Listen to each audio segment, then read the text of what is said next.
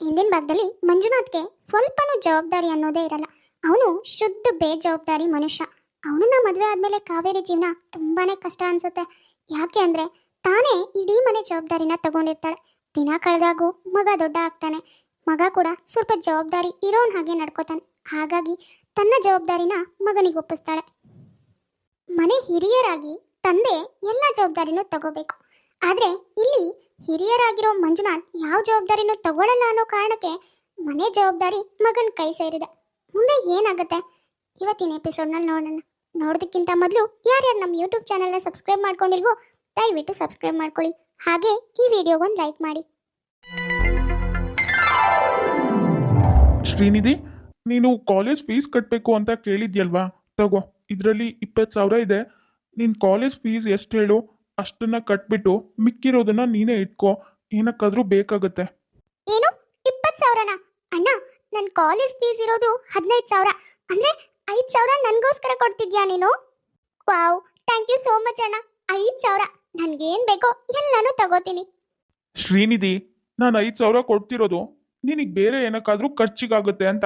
ಅದು ಬಿಟ್ಟು ಶಾಪಿಂಗು, ಹಾಳು ಮುಳು ತಿನ್ನೋದಕ್ಕೆ ಅದಕ್ಕೆಲ್ಲ ಖರ್ಚು ಮಾಡು ಅಂತಲ್ಲ. ಏನ್ ಹೇಳ್ತಿದ್ಯಾ ಅಣ್ಣ ನೀನು? ಹೌದು ಕಣೆ, ಸುಮ್ಮನೆ ಖರ್ಚು ಮಾಡೋದೆಲ್ಲ ಬೇಡ. ನೋಡು, ದುಡ್ಡಿದೆ ಅಂತ ಬೇಕಾ ಬಿಟ್ಟು ಖರ್ಚು ಮಾಡಬಾರ್ದು. ನೀನು ಕ್ಯಾಂಟೀನಿಗಾಗಲಿ ಅಥವಾ ಹೊರಗಡೆ ಹೋಟೆಲಿಗೆ ಶಾಪಿಂಗಿಗೆ ಅಂತ ಬೇಕಾದಂಗೆಲ್ಲ ಖರ್ಚು ಮಾಡಬೇಡ. ಈ 5,000ನ ಸೇವಿಂಗ್ಸ್ ಅಂತ ಹಾಗೆ ಇಟ್ಕೋ. ಏನಾದರೂ ಅರ್ಜೆಂಟ್ ಏನಾದರೂ ಬೇಕು ಅಂದರೆ ಅವಾಗ ತಗೊಳ್ಳುವಂತೆ. ಮತ್ತೆ ನನ್ನ ಹತ್ರ ಪದೇ ಪದೇ ದುಡ್ಡು ಕೇಳಬೇಡ, ನಾನು ಕೊಡೋದಿಲ್ಲ. ಸುಮ್ಮನೆ ದುಡ್ಡು ಖರ್ಚು ಮಾಡಿ ಹಾಳು ಮಾಡ್ತೀಯ ಅಷ್ಟೇ. ಹಾಂ, ಮತ್ತೆ ನೆಕ್ಸ್ಟ್ ಟೈಮ್ ಬಂದಾಗ ನೀನು 5,000 ಖಾಲಿ ಮಾಡಿದರೆ ಅದ್ರದ್ದು ಲೆಕ್ಕ ಕೊಡಬೇಕು. ಇಲ್ಲ ಅಂದರೆ ಆಮೇಲೆ ನಿನಗೆ ಒಂದು ನಯಾ ಪೈಸೆನೂ ಕೊಡಲ್ಲ. ಇವಾಗಲೇ ಹೇಳ್ಬಿಟ್ಟಿದ್ದೀನಿ. ಅಮ್ಮ, ನೀನು ಅಷ್ಟೇ. ಮನೆಗೆ ರೇಷನ್ ಎಲ್ಲ ತಂದಿದ್ದೀನಿ ಅಂತ ಬೇಕಾ ಬಿಟ್ಟು ಖರ್ಚು ಮಾಡಿ ಹಾಳು ಮಾಡಬೇಡ. ನಮ್ಮ ಇಷ್ಟು ಜನಕ್ಕೆ ಎಷ್ಟು ಬೇಕೋ ಅಷ್ಟನ್ನೇ ಮಾಡು. ನೋಡು, ಯಥೇಚ್ಛವಾಗಿ ಮಾಡಿ ಎಲ್ಲ ಹಾಳು ಮಾಡಿ ಖಾಲಿ ಮಾಡಿದ್ರೆ ಮತ್ತೆ ಇನ್ನೊಂದು 4 ದಿನಕ್ಕೆ ರೇಷನ್ ಪೂರ್ತಿ ತಗೊಂಡು ಬರಬೇಕು. ಹೀಗೆ 4-5 ದಿನಕ್ಕೂ ರೇಷನ್ ತಗೊಂಡು ಬಂದರೆ ಇರೋ ಬರೋ ದುಡ್ಡಷ್ಟು ಬರೀ ರೇಷನ್ಗೆ ಆಗುತ್ತೆ. ಹೇಳಿದ ಅರ್ಥ ಆಯ್ತಾ? ಸುಮ್ಮನೆ ಖರ್ಚು ಮಾಡಬೇಡ, ಹಾಳು ಮಾಡಬೇಡ. ಮತ್ತೆ ಸ್ವಲ್ಪ ನೀಟಾಗಿ ಪ್ಯಾಕ್ ಮಾಡಿಡು. ಇಲ್ಲ ಅಂದರೆ ಆ ಕುಂಟೆ ಹಾಳು ಮೂಳು ಎಲ್ಲ ಹುಳ ಎಲ್ಲ ಆಗಿ ಸುಮ್ಮನೆ ಹಾಳಾಗುತ್ತೆ. ಅದೊಂದಿಷ್ಟು ದುಡ್ಡು ವೇಸ್ಟ್ ಮತ್ತೆ. ಹಾ ಕಣ ಮಗ್ನೆ, ನಾನು ನೀನು ಹೇಳ್ದಾಗೆ ಜಾಸ್ತಿ ಏನೂ ಮಾಡಲ್ಲ. ನಾನು ಸ್ವಲ್ಪ ಸ್ವಲ್ಪನೇ ಮಾಡ್ತೀನಿ. 2ನೇ ಸರಿ ಮತ್ತೆ ಅಡುಗೆ ಮಾಡಿದ್ರೂ ಪರವಾಗಿಲ್ಲ. ಸುಮ್ಮನೆ ಜಾಸ್ತಿ ಮಾಡಿ ಅದನ್ನ ಊಟ ಮಾಡೋದಕ್ಕೂ ಆಗಲ್ಲ. ಸುಮ್ಮನೆ ಹಣಿಬೇಕು, ದುಡ್ಡೆಲ್ಲ ವೇಸ್ಟ್ ಆಗುತ್ತೆ. ಹಾಗಾದ್ರೆ ಸರಿಯಮ್ಮ, ನಾನಿನ್ನು ಹೊರಡ್ತೀನಿ. ನನಗೆ ಆಫೀಸಿಗೆ ಟೈಮ್ ಆಗ್ತಿದೆ. ಅಮ್ಮ, ನೋಡಿದ್ಯಾ ನಿನ್ ಮಗ ಹೇಗ್ ಮಾತಾಡ್ತಿದ್ದಾನೆ ಅಂತ? ಅಲ್ಲಮ್ಮ, ಒಂದೊಂದ್ ಪೈಸಕ್ಕೂ ಲೆಕ್ಕ ಕೇಳ್ತಿದ್ದಾನೆ. ಅಂದ್ರೆ ನಾನ್ ನಯಾ ಪೈಸನೂ ಖರ್ಚು ಮಾಡೋ ಹಾಗಿಲ್ಲ. ಒಂದ್ 5,000 ಕೊಟ್ಟು ಅದನ್ನು ಶಾಪಿಂಗು, ಊಟ ತಿಂಡಿ ಅಂತ ಹೊರಗಡೆ ಮಾಡಬೇಡ, ಜಾಸ್ತಿ ಖಾಲಿ ಮಾಡಬೇಡ ಅಂತಿದ್ದಾನೆ. ಏನಮ್ಮ, ನಿನ್ ಮಗನ ಕೈಯಲ್ಲಿ ಜವಾಬ್ದಾರಿ ಕೊಟ್ಟು ನನ್ನನ್ನ ಹೊಂಡಕ್ಕೆ ಹೊತ್ತಾಗ್ದೆ ನೀನು. ಸಾಕ್, ಬಾಯಿ ಮುಚ್ಚೆ. ಆಹಾಹಾ, ಇನ್ನೇನೆ ಮತ್ತೆ ನಿನ್ನ ಅಪ್ಪನ ಹಾಗೆ ಮನೆ ಜವಾಬ್ದಾರಿ ತಗೊಳ್ದೇನೆ ಊರನ್ನೆಲ್ಲ ಸುತ್ತಾಡ್ಕೊಂಡು ಉಂಡಾಡಿ ಗುಂಡನ್ ಹಾಗೆ ಇರ್ಬೇಕು ಅಂತ ನಾನು ಹೇಳೋದು? ಅಯ್ಯೋ, ಅದ್ ಹಾಗಲ್ಲಮ್ಮ. ನಿನ್ ಮಗ ನೋಡು, ಚಿಕ್ಕದ್ರಲ್ಲೂ ನೋಡ್ತಾ ಇದ್ದಾನೆ, ಜುಗ್ದನ ಮಾಡ್ತಿದ್ದಾನೆ. ಊಟ ತಿಂಡಿ ವಿಷಯದಲ್ಲೂ ಜಾಸ್ತಿ ಮಾಡಬೇಡ, ಹಾಳು ಮಾಡಬೇಡ ಅಂತೆಲ್ಲ ಹೇಳ್ತಿದ್ದಾನೆ. ನನ್ನ ಮಗ ಸರಿಯಾಗಿ ಹೇಳ್ತಿದ್ದಾನೆ. ಹ್ಞೂ ಕಣೆ, ಎಲ್ಲನೂ ಖರ್ಚು ಮಾಡಿ ಹಾಳು ಮಾಡಬಾರ್ದು. ಏನೇ ಒಂದನ್ನಾದ್ರೂ ಉಳ್ಸೋದನ್ನ ಕಲಿಬೇಕು. ಅವಾಗ್ಲೇ ಜೀವನ ಚೆನ್ನಾಗಿರುತ್ತೆ. ಅದು ಬಿಟ್ಟು ನಿನ್ನಪ್ಪನ ತರ ಏನು ಜವಾಬ್ದಾರಿ ಇಲ್ದೇನೆ ಉಂಡಾಡಿ ಗುಂಡನ್ ತರ ತಿರ್ಕೊಂಡು ಅವ್ರದನ್ನ ಮಾತ್ರ ಕುಡಿಯೋದು, ತಿನ್ನೋದು ಇದನ್ನೇ ಯೋಚನೆ ಮಾಡ್ತಿರ್ತಾರೆ ನೋಡು. ಅಂಥವ್ರಾದ್ರೆ ಮನೆ ನರ್ಕ ಆಗುತ್ತೆ. ನನ್ಗೊತ್ತು, ನಿನ್ನ ಅಪ್ಪನ ಜೊತೆ ಹೇಗಿ ಹೇಗಿ ಸಾಕಾಗಿದೆ. ನಿನ್ನ ಅಣ್ಣನಾದ್ರೂ ನೆಟ್ಟಿಗಿದಾನಲ್ಲ, ಅದೇ ನನ್ನ ಪುಣ್ಯ. ನೋಡು, ನಿನಗೆ ಕಾಲೇಜಿಗೆ ಟೈಮ್ ಆಗ್ತಿದೆ, ನೀನು ಹೊರಡು. ಕಾವೇರಿ ಅಂದ್ಕೊಂಡ ಹಾಗೆ ಮಗ ನಿಖಿಲ್ಗೆ ಜವಾಬ್ದಾರಿ ಅನ್ನೋದು ತುಂಬಾನೇ ಇರುತ್ತೆ. ಯಾವ ಥರ ಅಂದರೆ ಮನೆನ ಹೇಗೆ ನಿಭಾಯಿಸ್ಬೇಕು, ಎಷ್ಟು ಖರ್ಚು ಮಾಡಬೇಕು, ಎಷ್ಟು ಉಳಿಸ್ಬೇಕು ಎಲ್ಲನೂ ಗೊತ್ತಿರುತ್ತೆ. ಹಾಗಾಗಿ ಕಾವೇರಿಗೆ ಒಂದು ಸ್ವಲ್ಪ ಸಮಾಧಾನ ಇರುತ್ತೆ. ಹೀಗೆ ಕೆಲವು ದಿನಗಳು ಕಳೆಯುತ್ತೆ, ಕೆಲವು ವರ್ಷಗಳು ಕೂಡ ಕಳೆಯುತ್ತೆ. ನಿಖಿಲ್ ತಾನು ತಗೊಂಡಿರೋ ಜವಾಬ್ದಾರಿನ ಸರಿಯಾಗಿ ನಡ್ಸ್ಕೊಂಡು ಹೋಗ್ತಾ ಇರ್ತಾನೆ. ಯಾಕಮ್ಮ ಅವಾಗಿಂದ ಬಾ ಬಾ ಅಂತ ಕರಿತಾ ಇದೀಯಾ? ಏನಾದ್ರೂ ಕೊಡ್ತೀಯಾ ಹೇಗೆ? ಅಯ್ಯೋ, ಯಾವಾಗ್ಲೂ ಏನಾದ್ರೂ ಕೊಡ್ತೀಯಾ? ತಿನ್ನೋದಿದ್ಯಾ? ಇದ್ರ ಬಗ್ಗೆನೇ ಯೋಚನೆ ಮಾಡ್ಬೇಡ ಕಣೆ. ನೋಡು, ಅಣ್ಣಂಗೆ ವಯಸ್ಸಾಗ್ತಿದೆ, ಅವನಿಗೂ ಮದುವೆ ಮಾಡಬೇಕು. ಅದಕ್ಕೆ ಅವನ ಮದುವೆಗಿಂತ ಮೊದಲು ನಿನ್ನ ಮದುವೆ ಮಾಡೋಣ ಅಂತ. ಏನು ಮದುವೆನಾ? ಅಮ್ಮ, ನನಗೆ ಇಷ್ಟು ಬೇಗ ಮದುವೆ ಆಗೋದಕ್ಕೆ ಇಷ್ಟನೇ ಇಲ್ಲ. ಇವಾಗ ತಾನೇ ಜಾಬ್ ತಗೊಂಡು ಜಾಬ್ ಮಾಡ್ತಾ ಇದ್ದೀನಿ. ನೋಡು, ಇಷ್ಟು ಬೇಗ ಹಳ್ಳಕ್ಕೆ ಬಿದ್ದು ನನ್ನ ಜೀವನ ಹಾಳು ಮಾಡ್ಕೊಳ್ಳೋದಕ್ಕಂತೂ ನಾನು ರೆಡಿನೇ ಇಲ್ಲ. ನೋಡಮ್ಮ, ನನಗೆ ಮದುವೆ ನಿಧಾನ ಆದರೆ ಆಯಿತು. ನೀನು ಅಣ್ಣಂಗೆ ಮದುವೆ ಮಾಡು, ಆಮೇಲೆ ಸ್ವಲ್ಪ ಇಯರ್ ಬಿಟ್ಟು ನಾನು ಮದುವೆ ಆಗ್ತೀನಿ. ನನಗೆ ಇಷ್ಟು ಬೇಗ ಮದುವೆ ಆಗೋದಕ್ಕೆ ಇಷ್ಟ ಇಲ್ಲ. ಅಯ್ಯೋ, ಯಾಕೆ ಹೀಗೆ ಹೇಳ್ತೀಯಾ? ಸುಮ್ಮನೆ ಮದುವೆ ಆಗೆ ಏನೇ, ಮದುವೆ ಆದ್ಮೇಲೂ ಕೆಲ್ಸಕ್ಕೆ ಹೋಗ್ಬೋದು. ಅಮ್ಮ ಇರ್ಲಿ ಬಿಡಮ್ಮ, ಶ್ರೀನಿಧಿ ಹೇಳ್ತಿರೋದ್ರಲ್ಲೂ ಅರ್ಥ ಇದೆ. ಹೇಗೂ ಇವಾಗ ಕೆಲ್ಸಕ್ಕೆ ಸೇರಿದಾಳೆ, ಒಂದು ಸ್ವಲ್ಪ ವರ್ಷ ಕೆಲಸ ಮಾಡಲಿ ಬಿಡು. ನನ್ನ ಮದುವೆ ಆದಮೇಲೆ ಅವಳ ಮದುವೆ ಮಾಡಿದ್ರೆ ಆಯಿತು. ಸರಿ ಕಣೋ, ನೀನಿಷ್ಟು ಹೇಳ್ತಿದ್ಯಾ ಅಂದರೆ ನಾವಿನ್ನೇನು ಹೇಳೋದು? ಸರಿ, ಹಾಗಾದ್ರೆ ಮಗ ಹೇಳಿದ್ಮೇಲೆ ಇನ್ನೇನು, ಅವನೇ ತಾನೇ ಮಗಳ ಮದುವೆ ಮಾಡೋದು, ಮನೆ ಜವಾಬ್ದಾರಿ ತಗೊಳ್ಳೋದು ಅನ್ನೋ ಕಾರಣಕ್ಕೆ ಕಾವೇರಿ ಕೂಡ ಮಗನ ಮಾತ ಒಪ್ಕೋತಾಳೆ. ಅಂದ್ಕೊಂಡಿರೋ ಹಾಗೆ ಅದ್ದೂರಿಯಾಗಿ ನಿಖಿಲ್ ಮದುವೆ ಕೂಡ ಆಗುತ್ತೆ. ಮಗನೇ, ನಿನ್ ತಂಗಿ ಬೆಂಗಳೂರಿಂದ ಬರ್ತಿದ್ದಾಳೆ ಕಣೋ. ಇನ್ನೇನು ಬಸ್ ಇಳಿತಾಳೆ, ಹೋಗಿ ಕರ್ಕೊಂಡು ಬರೋ. ಅದು ಇನ್ನೊಂದು ಸ್ವಲ್ಪ ಹೊತ್ತಿಗೆ ಕತ್ಲೆ ಬೇರೆ ಆಗುತ್ತೆ. ಅಯ್ಯೋ ಅತ್ತೆ, ನಾನು ಅಮ್ಮನ ಮನೆಗೆ ಹೋಗ್ಬೇಕು ಅನ್ಕೊಂಡಿದ್ದೆ, ಹಾಗಾಗಿ ಇವಾಗ ಬಿಟ್ಟು ಬನ್ನಿ ಅಂತ ರೆಡಿ ಆಗಿದ್ದೀನಿ. ನೀವು ನೋಡಿದ್ರೆ ಇವಾಗ ಹೇಳ್ತಿದ್ದೀರಲ್ಲ. ಅಯ್ಯೋ ಹೌದಾ, ನನಗೆ ಗೊತ್ತೇ ಇರಲಿಲ್ಲ ನೋಡು. ಅವಳು ಬೇರೆ ಬಂದ್ಲು ಅನ್ಸುತ್ತೆ. ಒಂದು ಸ್ವಲ್ಪ ಹೊತ್ತು ಹೋಗಿ ಕರ್ಕೊಂಡು ಬಂದ್ಬಿಡ್ತಾನೆ, ಆಮೇಲೆ ನೀವಿಬ್ರು ಗಂಡ ಹೆಂಡತಿ ತವ್ರ ಮನೆಗೆ ಹೋಗೋರಂತೆ. ಅಯ್ಯೋ ಅಮ್ಮ, ಏನೀಗ? ಹೇಗೂ ಅಲ್ಲಿ ಆಟೋ ಎಲ್ಲ ಇರುತ್ತೆ, ಆಟೋ ಮಾಡ್ಕೊಂಡು ಬರೋದಕ್ಕೆ ಹೇಳು. ಅವಳನ್ನ ಕರ್ಕೊಬರೋದಕ್ಕೋಸ್ಕರ ನಾನು ಇಲ್ಲಿಂದ ಮತ್ತೆ ವಾಪಸ್ ಹೋಗೋದು, ರಿಟರ್ನ್ ಬರೋದು ಸುಮ್ಮನೆ ಪೆಟ್ರೋಲ್ ವೇಸ್ಟು. ಅದಕ್ಕೆ ಅವಳಿಗೆ ಆಟೋ ಮಾಡಿಸ್ಕೊಂಡು ಬರೋದಕ್ಕೆ ಹೇಳು, ನಾನು ಇವಳನ್ನ ಮನೆಗೆ ಕರ್ಕೊಂಡು ಹೋಗ್ತೀನಿ. ಅಯ್ಯೋ, ಇದೇನು ಹೀಗೆ ಹೇಳ್ತಿದ್ಯಾ? ನಿನ್ ತಂಗಿಗೆ ಮೊದಲೇ ಭಯ, ಕತ್ಲು ಬೇರೆ ಆಗುತ್ತೆ, ಅಲ್ಲೆಲ್ಲ ಬರೀ ಗಂಡಸರೇ ಇರ್ತಾರೆ ಅಂತ ಹೇಳ್ತಿರ್ತಾಳೆ ಕಣೋ. ಒಂಚೂರು ಹೋಗಿ ಕರ್ಕೊಂಡು ಬಾರೋ. ಅಮ್ಮ, ನಮಗೆ ಆಲ್ರೆಡಿ ಲೇಟ್ ಆಗಿದೆ. ನಾನಿವಾಗ ಅವಳನ್ನ ಹೋಗಿ ಕರ್ಕೊಂಡು ಬರೋ ಅಷ್ಟರಲ್ಲಿ ಇನ್ನೂ ಲೇಟ್ ಆಗುತ್ತೆ. ಆಮೇಲೆ ನನ್ನ ಹೆಂಡ್ತಿನ ಕರ್ಕೊಂಡು ಹೋಗಿ ಬಿಟ್ಟು ನಾನು ರಿಟರ್ನ್ ಬರೋದು ಎಷ್ಟೊತ್ತಿಗೆ? ನೋಡು, ನೀನು ಆಟೋ ಮಾಡಿಸ್ಕೊಂಡು ಬರೋದಕ್ಕೆ ಹೇಳು ಅವಳಿಗೆ. ನಾನು ಬೇಕಾದರೆ ನಾಡಿದ್ದು ಹೋಗ್ತಾ ಅಲ್ಲಿ ಡ್ರಾಪ್ ಮಾಡ್ತೀನಿ. ಇವಾಗ ನನಗೆ ಲೇಟ್ ಆಗಿದೆ.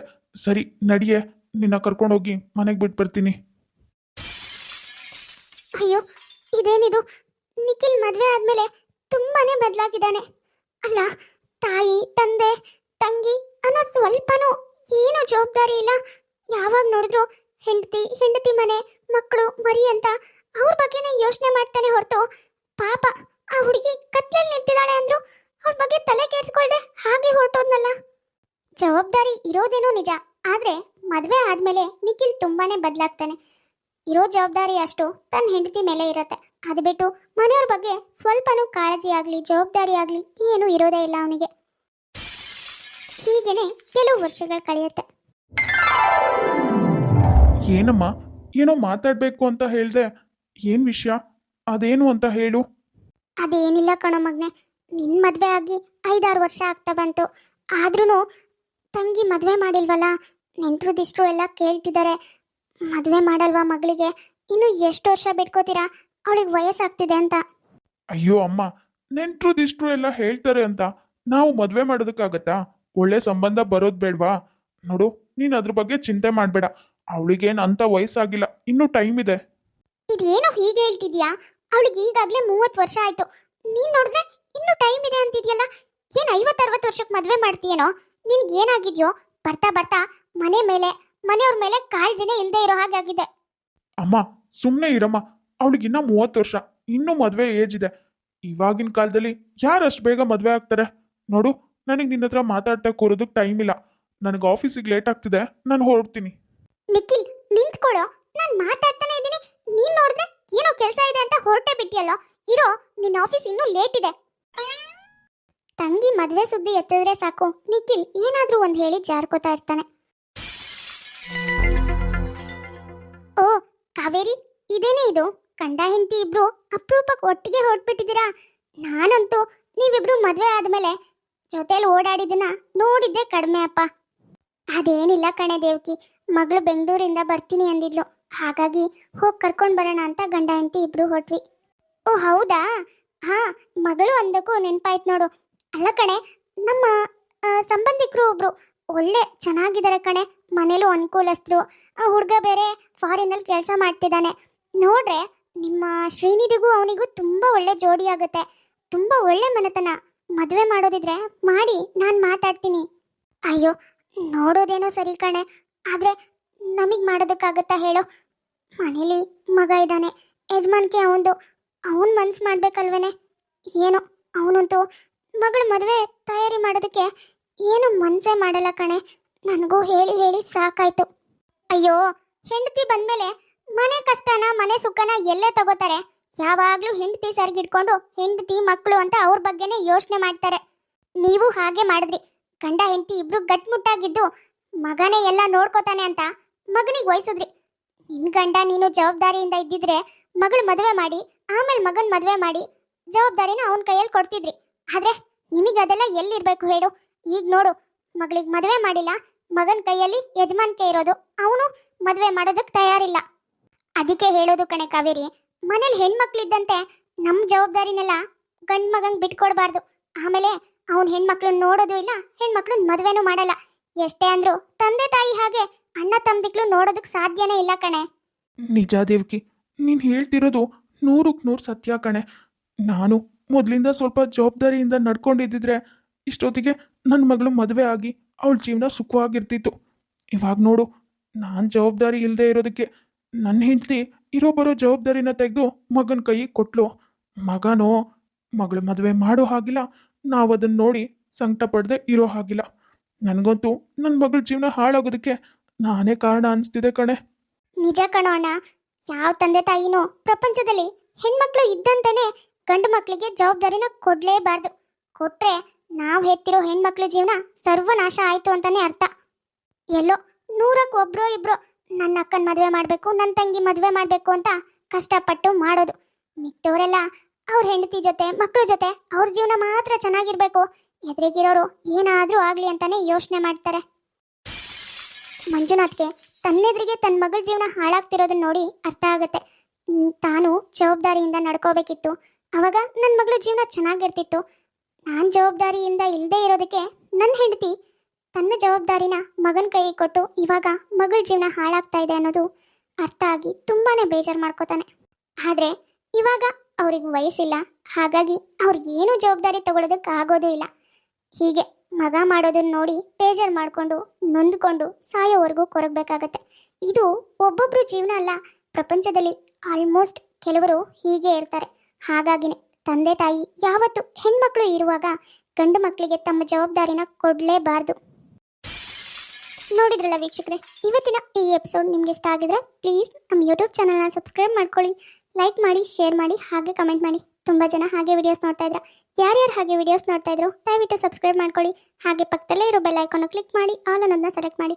ನೆಕ್ಸ್ಟ್ ಯಾವುದೇ ವಿಡಿಯೋ ಹಾಕಿದ್ರು ನೋಟಿಫಿಕೇಶನ್ ಬರುತ್ತೆ. ನೋಟಿಫಿಕೇಶನ್ ಮೂಲಕ ನೀವು ವಿಡಿಯೋನ ನೋಡ್ಬೋದು.